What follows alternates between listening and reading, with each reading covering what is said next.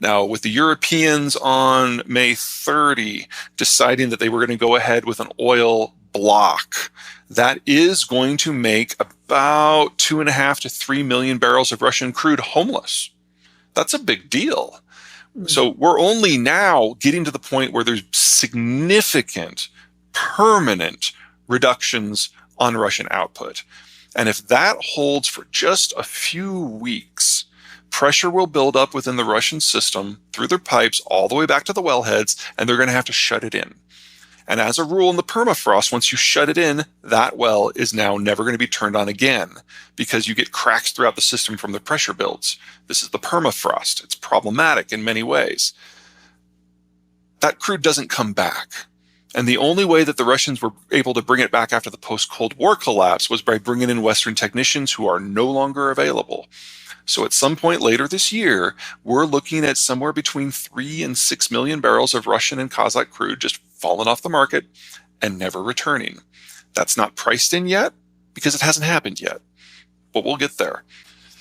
There are so many things moving, it's hard to put a number on the price. If this had happened very, very quickly back in March, we'd probably be talking about $170 crude. That might be a little bit high now because the Chinese have partially gone offline with their lockdowns. We've had a little bit of demand destruction. We've got the shale sector accelerating their output. They're probably going to be able to kick another 1.5 million barrels into the system before the end of the year. That suggests that 170 is probably a little high, but 150 is still a good kind of stake in the ground. Probably. Energy prices is very fuzzy. And it's happening at the same time that we're losing the baby boomers' investment capital. So dealing with it is going to be inflationary on its own from a financial point of view. Every time the United States does something that some country finds annoying, everyone talks about the end of the dollar. But if you look at what has happened with the sanctions on the Russians so far, the Europeans have basically ceded their position in international currency control to the United States. And that means that they've joined in with the Canadians, the Taiwanese, the Koreans, the Japanese, the Australians, the Kiwis. There's only one currency anymore. And everybody really only has one place to go. Because if you look at the demographic structure of the world, the United States has the millennials. That's a consumption base now. It's a production base for the future. That's great. If you look at most other countries, they don't have that class. So the tools you would normally use to shape monetary policy, primarily interest rates, do not work in a society where there isn't a lot of consumption. That's what you're trying to regulate primarily with interest rates. So the US Fed can still do that. Most other countries cannot, which means this tightening process that the Fed is going through is making an ever larger delta in terms of interest rates between the United States and everybody else. And currency markets are adapting appropriately. We've got $2.5 trillion in negative sovereign debt out there, and money is just flooding from that into the US dollar. So for the next several years, you should expect the dollar to go nowhere but up. Maybe not in a straight line. That would be way too convenient. But this is the future for at least the next half decade, probably more than that. Because remember, over the course of this decade, we're going to see a lot of demographic implosions, first and foremost in China. And that capital, once it has a chance to run, is going to run to someplace with rule of law and a lot of liquidity. First and foremost, you're talking capital flight. During COVID, that was probably a little over $2 trillion a year. It's certainly going to increase.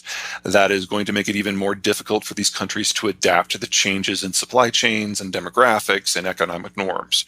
The second big thing, of course, is the debt market. There were a lot of countries, especially in the developing world, that took out huge volumes of debt in the 2010s when the US dollar was relatively weak to the global norms. We now see the other side of that. And you should expect a series of not just currency crises, but debt crises in at least the majority of the countries out there. And that is also unavoidable at this point. It's a question of what's the difference between the financial economy and the real economy. And there's definitely something to be said. As a rule, when times get tough for the average American, whether it's because of inflation or disease or war, whatever it happens to be, the Federal Reserve just ignores whatever the financial system wants and focuses on the real economy. We're not there yet. We'll probably get there next year. There's only three parts of the American economy that are internationally linked at all. One is tech manufacturing. That's all in East Asia. A lot of that's now coming back. Number two is agriculture, because American farmers and ranchers are just so hideously productive that they have to export about 1/3 of the calories that they produce. Finance is the only other one. And if there's one thing today's Democrats and Republicans agree on, it's that the financial world is not a group they speak for. So the political support that might have existed during the W administration or the Bill Clinton administration, that's gone.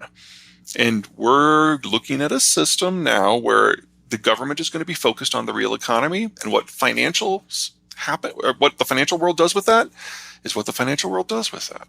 Now, with all the capital flight coming in, I don't think it's going to be quite so bad as you think. But there are going to be a lot of debt defaults that just have to be sucked up. Anticipating a conflict. I mean, the U.S. certainly doesn't have an interest in a war in the Western Pacific right now.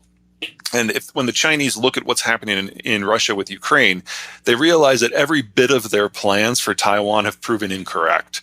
The international community did not just accept the deal. The war was not over in a week. And the concept of boycotts, that individual consumers could actually shape corporate policy, wow, the Chinese have no frame of reference for that at all. So I think actually the risk of a war of China trying to take over Taiwan has dropped. The sanctions proofing, that makes a lot more sense. The Chinese are discovering that sanctions really can hurt a major country that happens to be a food and oil exporter.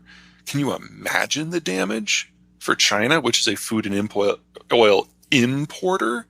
They're concerned that if these sanctions were put against China for whatever reason, that would be the end of China within a year. And they're right. There's only two things you can do in that circumstance. Stockpile so you can buy more time, or fundamentally change your foreign security output so that sanctions don't happen because you are no longer perceived as hostile.